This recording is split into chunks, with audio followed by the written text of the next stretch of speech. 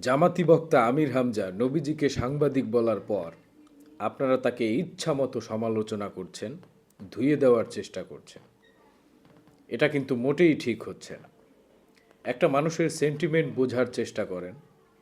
তার এখন যে মানসিক অবস্থা, সেটা কি আপনারা একবারও চিন্তা করেছেন? রাশমিকা মান্দানার এঙ্গেজমেন্ট হয়ে গেছে। এই মুহূর্তে তার কেমন অবস্থা একবারও চিন্তা করেছেন আপনি?